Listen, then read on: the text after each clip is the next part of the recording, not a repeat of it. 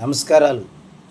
కావటి మనోహర్ నాయుడు గారు చిలకలూరిపేట నియోజకవర్గం ఎమ్మెల్యేగా గెలుపు ఖాయం అనేటువంటి సంకేతాలు బయటకు వచ్చేసినాయి.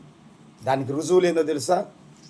మన రాళ్ళు దాడి జరిగింది కదా, ఆ రాళ్ళు దాడి నిదర్శనం.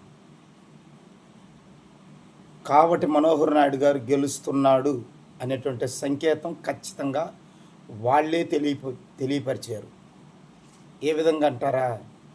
రాళ్ళు దాడితో కాన్వాయ్ మీద దాడి చేసి, ఏమండి, వాళ్ళు ఓడిపోతామనేటువంటి భయం వారికి చుట్టుకుంది. దీన్ని బట్టి మనం అర్థం చేసుకోవాలి.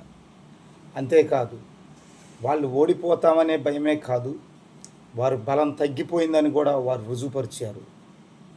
వారి చర్యల ద్వారా మనకు అర్థమైంది ఏంటంటే, మనం అర్థం చేసుకోవాల్సింది ఏంటంటే, వారి బలం తగ్గింది కాబట్టి మనోహర్ నాయుడు గారి యొక్క బలం పెరిగింది అని స్పష్టంగా అర్థమైంది. కాబట్టి వైసీపీ కార్యకర్తలారా, దేనికి కూడా మీరు ఆవేశపడి అనార్థాలకు అడుగులు వేయొద్దు.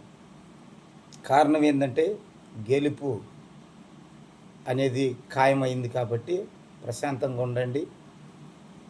జరిగిన ప్రతి నష్టము అది మన మేలు కొరకని భావించండి. ఈ టయానే సమన్వయం పాటించి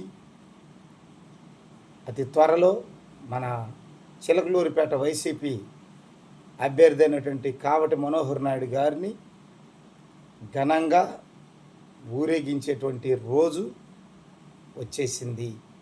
కొద్ది రోజులు వెయిట్ చేద్దాం.